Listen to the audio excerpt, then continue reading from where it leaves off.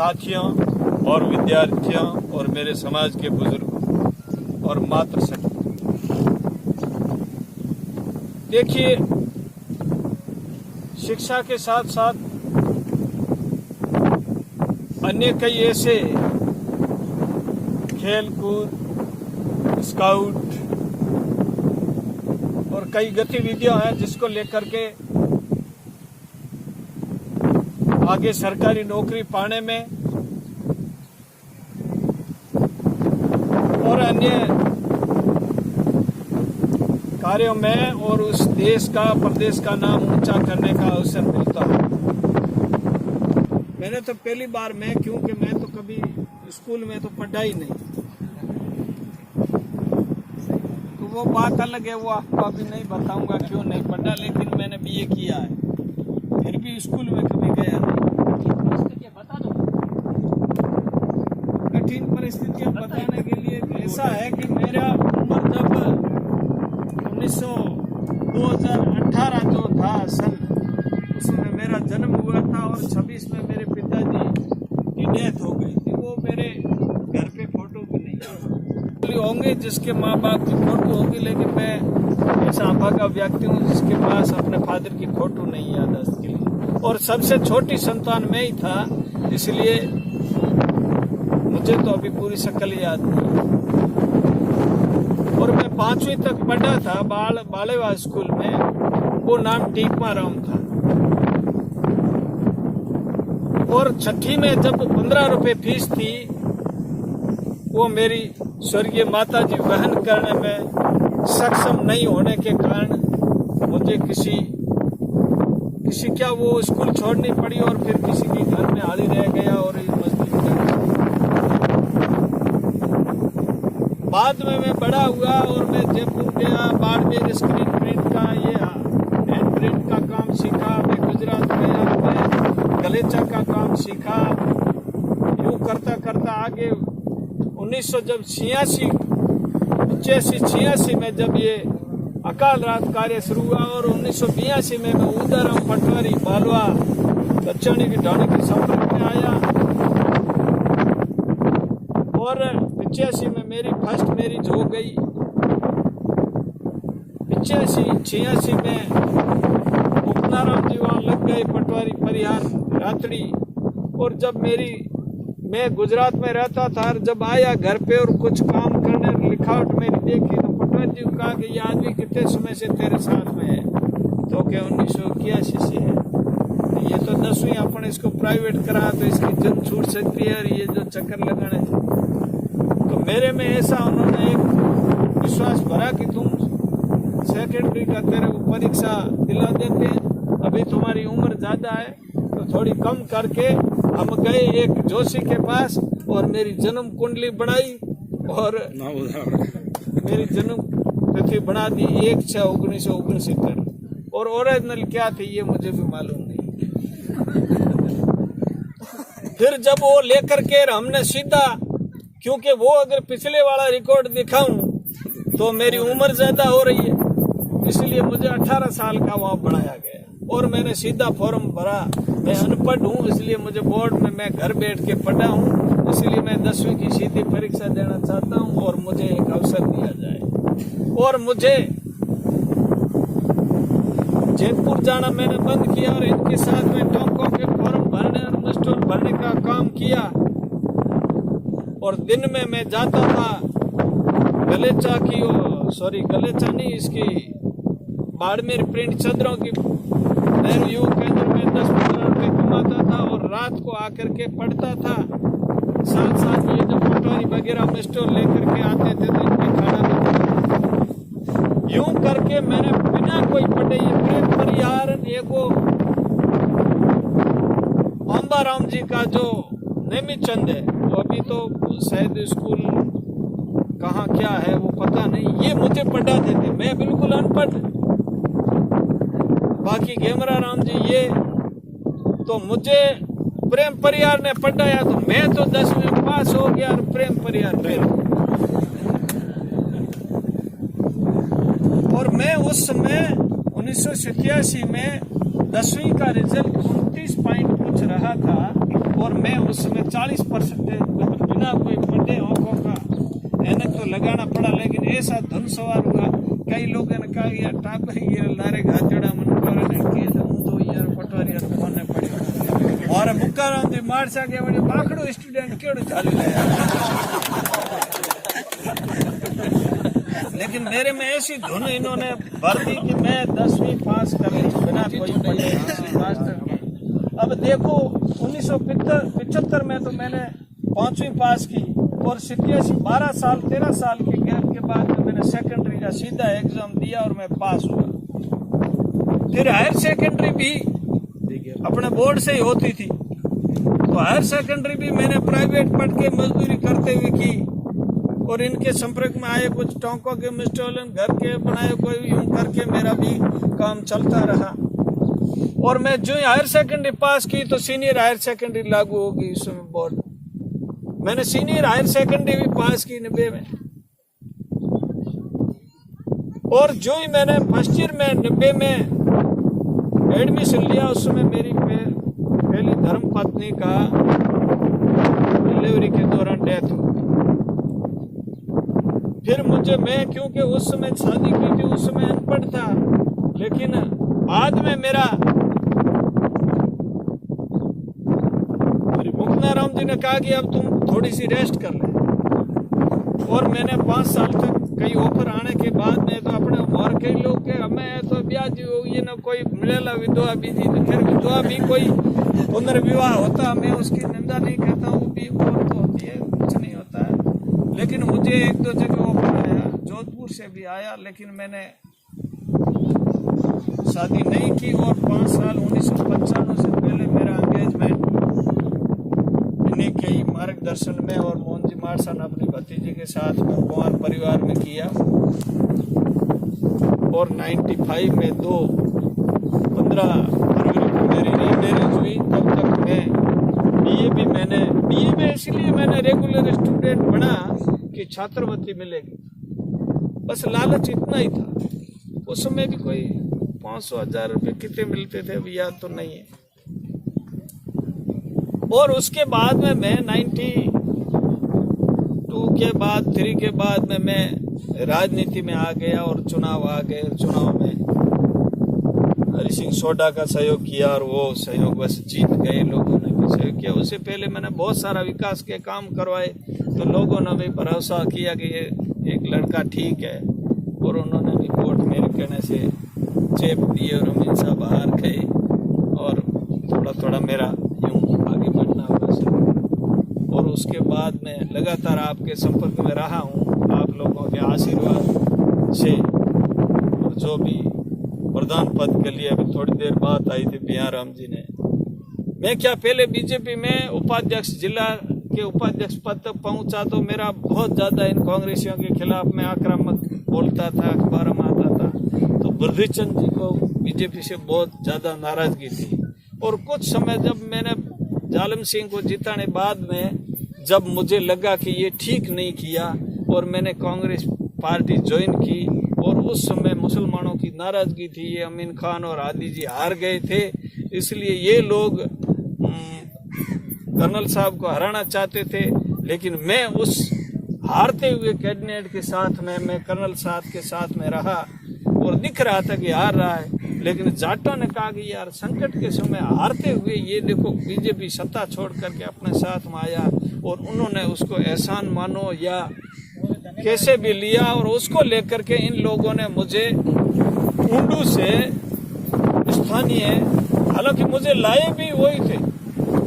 भीखाराम को मैं जानता था और भीखाराम जी के पिताजी हरचंद राम जी के घर में पहली बार टिकट की बात करने आया, और वही मुझे दूसरे इन देवपाड़ों में लेके गए और लोगों से बात की, तो जानते सभी थे नाम से, और उन लोगों ने कहा कि वोट दे देंगे। और थोड़े दिन इनके कैसे भी इन्होंने भीख सिंह जी और जय सिंह जी ने मेरे सामने उनको हरचंद राम जी को ही उतार दिया बीजेपी से। नतीजा जो भी जनता ने चाहा वो आ गया। और उसके बाद में जब ये बात आई तो मुझे वो टिकट नहीं देना चाहते थे, तब अड़ गए भैया राम जी और कर्नल साहब भी अड़ गए, लाला राम जी और दोनों लाल जी ये एक थे। इन्होंने अड़ गए कि नहीं टिकट तो इसको देना पड़ेगा। टिकट देना अमीन साहब नहीं चाहता था मुझे, क्योंकि अमीन साहब को मैंने तुरंत हराया था कुछ समय पहले।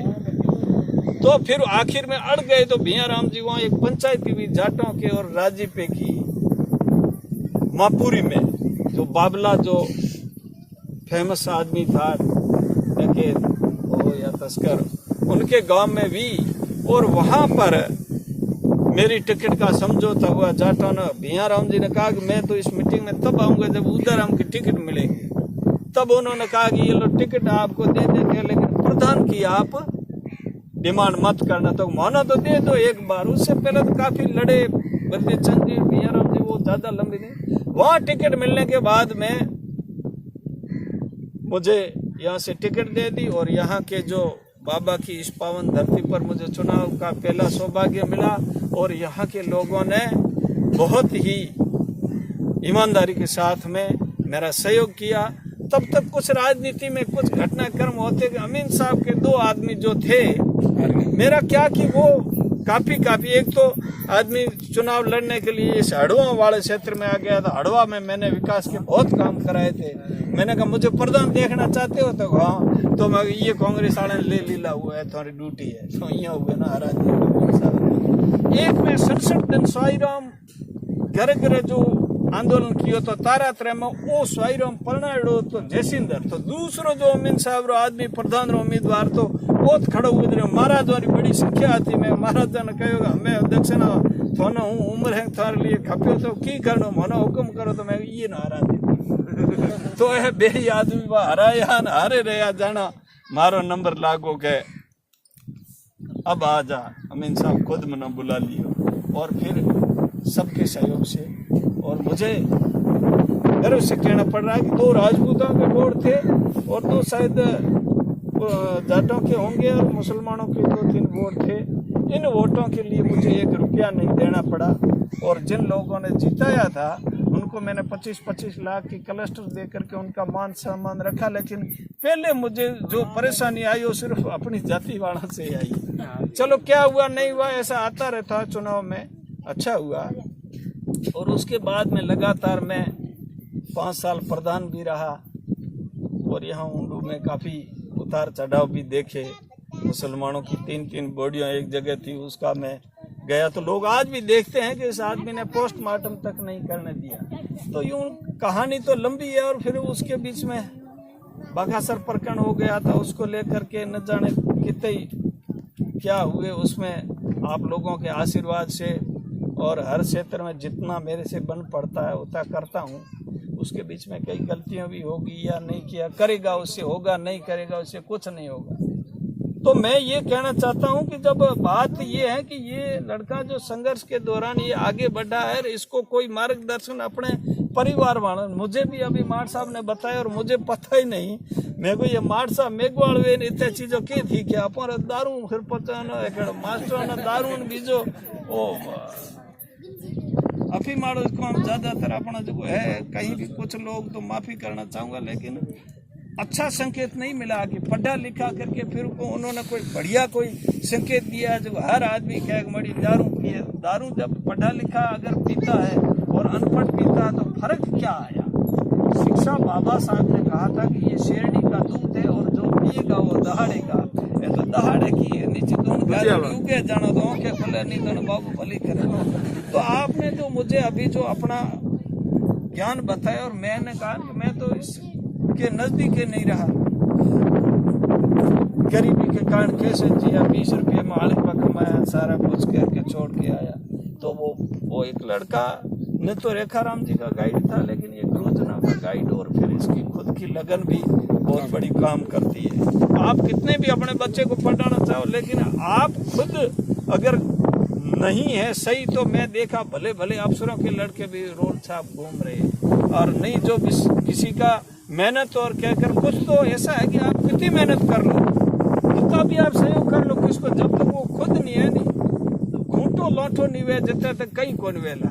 तो कुछ अपनी मदद उवेरी करा जो को खुद अपनी मदद करने को वो कहा कि खुदा उसकी मदद करता है जो अपनी मदद करने को खुद तैयार है। कर्म तो अपने को करना पड़ेगा तो फल की इच्छा करेंगे।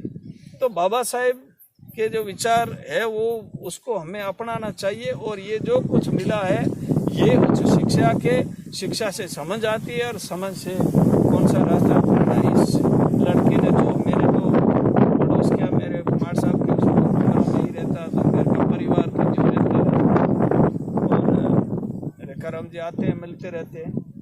तो मैं आप सभी लोगों को बधाई देना चाहता हूँ।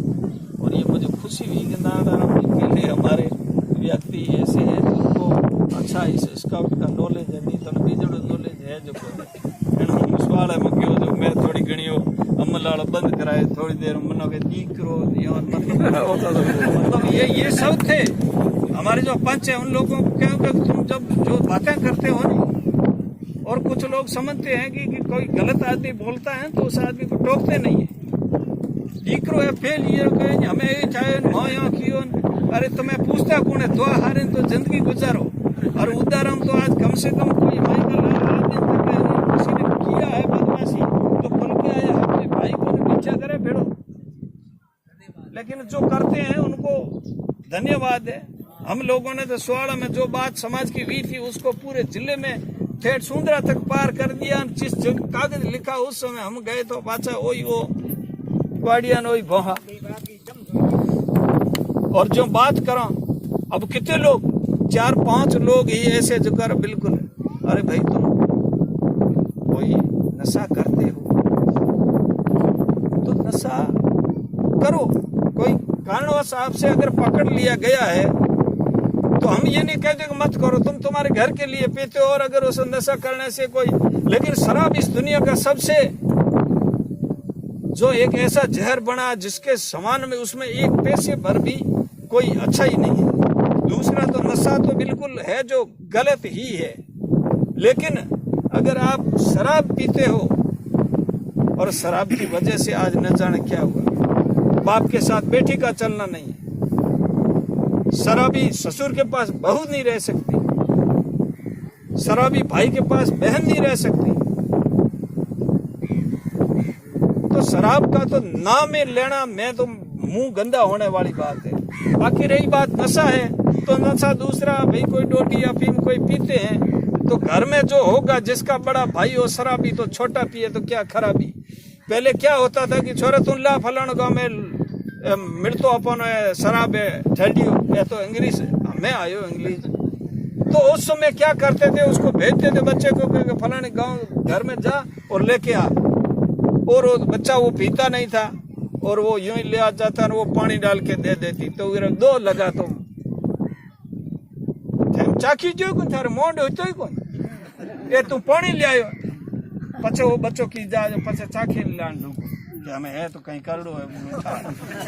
तो यूं करके कि जो घर में होगी चीज वो आपको बिल्कुल पीनी पड़ेगी। और ये हमारी जो पहली पाठशाला है, हम जाके बच्चे को कहाँ ले जाना चाहते हैं कहाँ नहीं ले जाना चाहते, ये बात बिल्कुल हम पहले से ही सिखा लेते हैं। मैं आज मेरे घर में शराब तो आने की दूर की बात है, लेकिन मीट भी नहीं आता। हम हस्बैंड वाइफ दोनों में से कोई यूज नहीं करता है, और यूज नहीं करता है तो बच्चों को कहाँ से मिलेगी। लेकिन कहीं बच्चे अगर वो नहीं है, अभी कसम नहीं है, लेकिन दूसरी जगह कहीं कोई होगा तो अगर थोड़ा बहुत कुछ कहीं वो कसम नहीं है, लेकिन हमारे घर में नहीं आता है। इसी तरह मेरे जो ससुराल पक्ष है उनके घर में भी मीट नहीं होता है। सिद्धाराम जी को तो आप जानते हैं, आपके भाई थे। तो डोकरो कहता कहते कि विद्या ने बरनार, कोई दही सुखी ने सौंपता है, मोंगिया मिले न चार, कोई पूर्व जन्म के पुन बिना। तो ये डोकरो इस तरीके के बहुत सारे श्लोक कहते थे, और बाबेरा पूरा भक्त था।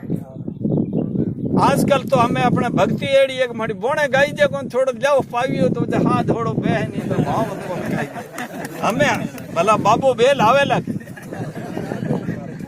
साचे दिल धावे हूं, अरे बाबो बेल आवे कुछ नहीं है, बनावटी नहीं है।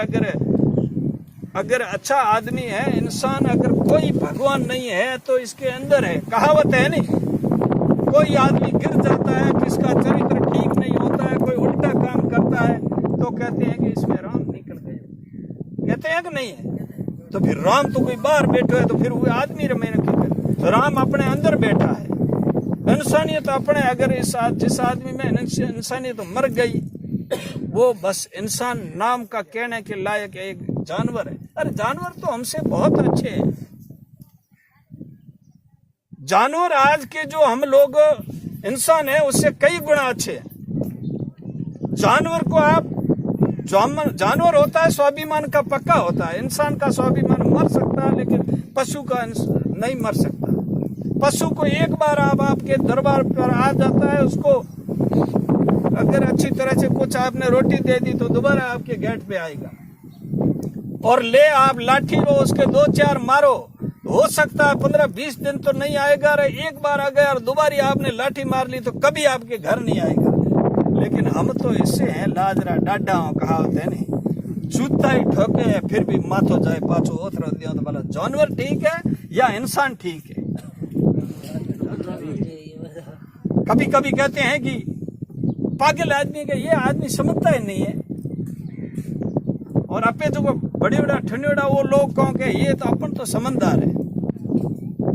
आप देख लेना, कल बीज है बाबे की है ही ना, आप देख लेना। जो अपन तो जाएंगे बाबा तू भली कर, हुए मूर्ति रहा जावाला, लेकिन बाहर जो भीख मंगार जिसको अपन पागल कहते हैं वो बाबे की मूर्ति की ओर नहीं जाएगा, वो हमारी जेब की ओर देखेगा और हमसे कहेगा कि बाबू थारी भले कर मना 2 रुपया दे। उस फकीर को पता है कि उस मूर्ति में कुछ नहीं है, उसको पता है कि जो कुछ है इस इंसान के पास है, इसलिए देने की क्षमता इसमें है, उस मूर्ति में नहीं है। अगर उस मूर्ति में या उस मंदिर में कुछ होता है तो शाम को वो जो होता है पंडित, वो रात को कौन सा वो पेंशन का कौन सा होता है बढ़िया ताला, वो क्यों लगा था जॉनसन जो लोक होता है वो उस मंदिर के ऊपर लगा। तो उसको पता है कि ये मूर्ति इस पैसों की नहीं रखवाली कर पाएगी, इस मूर्ति में कुछ नहीं है, तो मेरे लूटने का बहुत बड़ा साधन है। वो आदमी है जो बढ़िया मूर्ति के लिए बार जबरदस्त शानदार ताला लगा करके और फिर जाएगा। ये समझने की बात है। आपकी आस्था है तो आप बाबा को मानिए, कहिए, लेकिन लकीर के फकीर मत बनिए। काम तो करता नहीं, चौंच दिनी है तो चूण दी है, वो भीड़ कहते चौंचर में मरता दिखा। तो ये सामाजिक मेरे बात आपको इसीलिए कही। हम लोगों को भी बाबा साहब ने बराबरी का अधिकार दिया, वोट का अधिकार दिया। अब जब लोग क्या है कि नाराज होते हैं, लोग हैं कि जाट फायदे उठाई जाटो है, जातिवाद है, तो था रखे हो बरो आवे, थाना क्या मना किया? आप क्यों नहीं होते हो? खाली दूसरे को देख करके ईर्ष्या करना ये अपना धर्म बन गया, कमी निकालना बस। हम लोगों को एक होने से कौन मना करता है? राजपूत देखिए, उन्होंने पूरी जिंदगी भर बीजेपी को सींचा और एक बार वोट नहीं मिला, एक बार मात्र वोट नहीं मिला, तो अपने स्वाभिमान के लिए, अपनी कौम के लिए, अपने हक के लिए उन्होंने उस पार्टी को तिलांजी दे दी। और 5-5 विधायक थे, उनकी नहीं सुनी। उन्होंने कहा कि हमारे सम्मान की बात है, हम जसवंत सिंह जी को जिताएंगे। वो उन्होंने किया, वो स्वाभिमान की लड़ाई थी। मैं ऐसा नहीं कह रहा हूं कि वो क्यों खड़े हुए, लोगों को चोट लगती है, अपने को तो न जाने कितनी चोटें लग रही है, लेकिन कोई एहसास ही नहीं हो रहा। इस बार मैं आपको कह रहा हूं, इस बार हमारी स्वाभिमान की लड़ाई लड़नी है और वक्त आएगा जब मैं आपको बता दूंगा।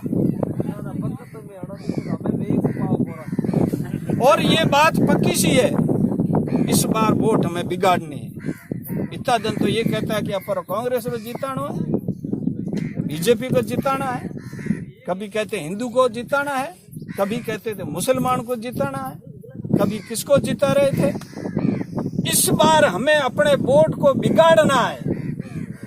समझ में आई? इतना दिन सुधारने की कोशिश की, लेकिन सुधरा तो नहीं, हमारी पहचान नहीं हुई नहीं।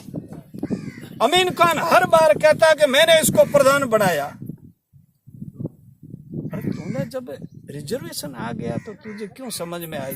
मैं उसको कसम देता तो कुरान की तेरे को कसम है, मेरी जगह अगर मैं उस समय रिजर्वेशन सीट पे तू किसी मुसलमान या राजपूत या अन्य शेड्यूल कास्ट के सर्टिफिकेट के बिगा आदमी को तू बना देता, तब मैं मान लेता कि अमीन साहब ने बिल्कुल हमारे पर कोई उपकार किया। जब रिजर्व सीट आती है तो कांग्रेस बीजेपी जिसके पास शेड्यूल कास्ट का शेड्यूल कास्ट का सर्टिफिकेट होगा वही आदमी वहां जब पात्र होता है, मजबूरी होती है, फिर उसमें अब देखो कर्नल साहब ने, जाटों ने मुझे सहयोग किया, बाद में अमीन साहब ने मुझे जिताने का काम किया, लेकिन मुझे सबसे पहला काम किया वो इस संविधान में व्यवस्था थी, इसलिए मैं रिजर्वेशन सीट थी इसलिए, नहीं तो मैंने दोबारा कहा कि मुझे बढ़ाओ, तो क्या नहीं मैंने तो हरि सिंह जी परिवार को दे दिया आश्वासन, और फिर कौन क्या बना उस पर नहीं जाना चाहता मैं। तो इस बार मैं आप लोगों से निवेदन करना चाहता हूँ, क्योंकि कुछ चीजें हो रही है, अभी मैं खुलासा करूंगा तो अलग चीज है। अभी जो वर्तमान परिस्थितियां हैं, इन परिस्थितियों में मात्र हम लोगों का जो एट्रोसिटी एक्ट का जो विरोध कर रहे हैं, वो विरोध करने वाले लोग कौन है, उनकी पहचान करिए। वो जो संगठन है, परशुराम सेना किसकी है, करनी सेना किसकी है, या और वाहिनी कौन सी वाहिनी है, जो हिंदू वाहिनी, ये क्या जाटों की है क्या, ये मुसलमान की है, ये किसी की नहीं है, ओनली है जिसकी है ब्राह्मण बनिया की। अच्छा, बनिए भी उनके साथ में, एक भी जेल में जाके देखो कि कोई बनिए का बेटा उद्योगपति जिसके ऊपर एट्रोसिटी केस लगा है, तो बताइए तो उनको क्या तकलीफ है। तकलीफ ये है, नियत की है कि ये ऊपर नहीं आने चाहिए। ये मेवाराम के सामने टिकट की मांग कर रहे हैं, ये अमीन साहब के सामने टिकट की मांग कर रहे हैं। ये अगर जाग जाएंगे तो हम जो 5%, 3% वालों की दुकानदारी बंद हो जाएगी। तो इसलिए मैं कह रहा हूँ कि कोई आदमी अगर खा रहा है, हमारे हकदार अपने को ठूंठिया दे रहा है, तो इसके अंदर कक्कर झीना फूट रहा काकरा वे नो टेको हुए खाने वाले महीना, फिर वो न चबा पाएगा, न गिट पाएगा, न खा पाएगा, और अपने को कहेगा मोड़ी बिगाड़े क्यों, आधो हाथ करो। हाँ तो क्या आधो मंदिर हो, आधो तुल्ला।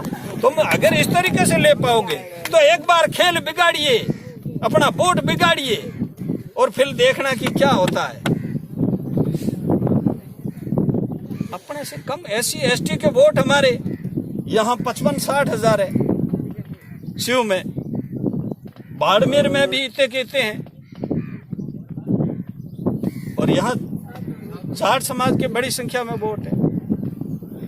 मैं तो जेल में गया तो मुझे जाटों ने सुरक्षा दी। जब 2 अप्रैल को बंद हुआ तो जाट हमारे साथ थे। जाटों का थोड़ा बहुत नुकसान हुआ तो जाटों ने 2 केस हमारे वापस ले लिए, लेकिन उन्होंने पूरा हमारा आंदोलन बिगाड़ा, हमें ठोकने का काम किया, सब कुछ किया। उनके लोगों ने बाबा साहब को और हमको और हमारी माँ बहन को गालियां दी, और अंदर खाल उतेड़ दी, हाथ पैर तोड़ दिए,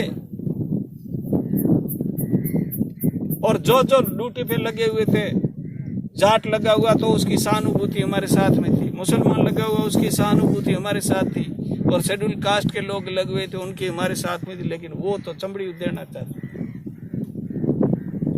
सर छोटू राम जी बहुत बढ़िया किसान लीडर हुए, उन्होंने कहा कि ये किसान मेरी 2 बात मान, बोलना सीख और दुश्मन को पहचान। ज्यादा मैं किसी की नहीं कहना चाहता हूं, आप समझना है तो समझ गए, नहीं समझे तो अनाड़ी है। इसलिए मैं आप लोगों के बीच में आया, बात तो यूं थी, और फिर मेरी जीवनी को लेकर के आपने मुझे भटका दिया, तो मैं बात ज्यादा कह गया, आपका समय भी दिया। लेकिन मैं आप लोगों से निवेदन करना चाहता हूं कि एक बार समान के लिए वोट का उपयोग कर दीजिए, फिर देखो रिजल्ट क्या आता है। तुम्हारे पास पूछने के लिए आते हैं कि नहीं आते। एक बात और भी कहता हूं, जब एट्रोसिटी एक्ट का विरोध करने वाले ये लोग हैं, कालूड़ी में आज आजादी के 68 साल भी, कल आपने सुना 20,000 लोग वहां थे, उन लोगों का सारे रास्ते बंद, उनके खेत है जो पे तो जाए हगो, वहां हालत क्या लोगों की, खेत महीना भर हुआ उनको गए को, खातेदारी जमीन छोड़ दी गई, होदी से पानी नहीं पी सकते, दुकान से सामान नहीं खरीद सकते, बच्चे स्कूल नहीं जा सकते, औरतों को गर्भवतियों को रात को आकर के पीटा, और पीटने के बाद में खुद ने जलाई बाढ़ उनकी, और बाढ़ जड़ा करके मुकदमा पहले नंबर तो पुरोहितों का हुआ, और दूसरे नंबर पे जो मुकदमा मेघवालों का दर्ज नहीं किया, और वो जो पीटे हुए लोग थे बेहोश हालत में, उसको बोला तो उससे जितना 2-4 शब्द कह गए वो करके, और उन्होंने उसको बयानों को देख करके उन्होंने FIR लॉन्च की, उनकी बढ़िया जमा करके लिखी गई मेरी। ये हालात है, इसके बावजूद भी, इसलिए मैं आप लोगों से निवेदन करना चाहता हूं कि कोई लोग नाराज हो गए कोई स्वाभिमान रैलियां होती है जहां हमारे स्वाभिमान को जो चोट पहुंचाता है, तो उसके स्वाभिमान में मदद करने के लिए हमारा एक भी आदमी 22 तारीख को नहीं जाए उस स्वाभिमान रैली में। समझ गए? ध्यान है? 22 तारीख को कौन सी रैली? एक भी आदमी नहीं जाना चाहिए। हालांकि आपको कहेंगे नहीं, वो अपना स्वाभिमान बचाए, वो उनका काम है, हम उसका विरोध नहीं करते हैं। देखिए, जब कालूड़ी में पिट रहे थे शेड्यूल कास्ट के लोग और उनका बहिष्कार सामाजिक हो गया था, तो भला शिव का विधायक उनके समर्थन में क्यों गया?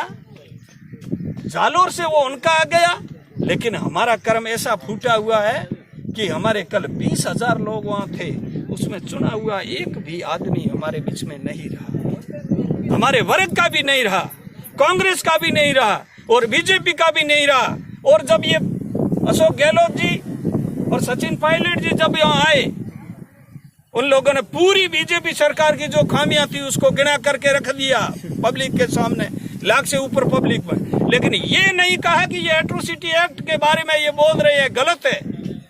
ये नहीं कहा कि भारत का संविधान जलाया गया दिल्ली में, वो गलत है। ये नहीं कहा गया कि ये कालूड़ी में जो लोगों के साथ में हो रहा है ये गलत है, एक शब्द नहीं कही। और जब परसों जब ये हमारा सह प्रभारी कांग्रेस का आया, तो उस प्रभारी से पूछा गया कि एट्रोसिटी एक्ट के बारे में जो ये लोग विरोध कर रहे हैं, तुम विरोध वालों के साथ में हो या तुम उस एक्ट के सपोर्ट में हो? क्योंकि हम सबके साथ में। अच्छा, तुम सबके साथ में तो फिर तो हम तो पागल ही है ना भाई। पागल कुत्ते ने काटा कि हम तुम्हारे को वोट देते हैं। मैंने आपका ज्यादा समय लिया, आप लोगों को हिंट मिल गया है। अगर कुछ समझ है तो एक बार वोट बिगाड़ देना, और बिगाड़ने के लिए हम आपको कहेंगे कि इस बार खड्ड में डालना है। डालने के तैयार हो जाओगे तो तुम्हारी वो खड्ड कामयाब हो जाएगी। और ये आप देख लें कि नेक्स्ट अगर ये जिस तरीके का कम बन रहा है कार्यक्रम, मैं सिर्फ कर्नल के ऊपर हमला हुआ था ना, हमें तो सुना तो हम चले गए वहाँ।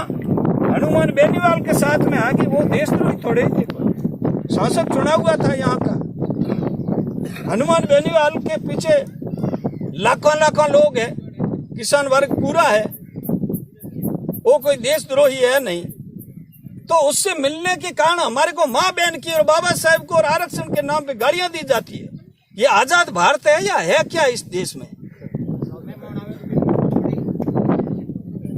ये है हमारी गलती कि क्यों गए तुम, और एसपी से मिलने के लिए गए तो क्या कर्नल कैसा आदमी आपको पता नहीं है? मैंने इधर उधर देखा कि मैंने ये गुंडों वाली लिस्ट में तो कर्नल का तो नाम नहीं है, दूसरा के नाम पड़े हैं। तो कर्नल कैसा आदमी है ये इसकी पब्लिक को पूछनी, एसपी साहब को पब्लिक को पूछना चाहिए कि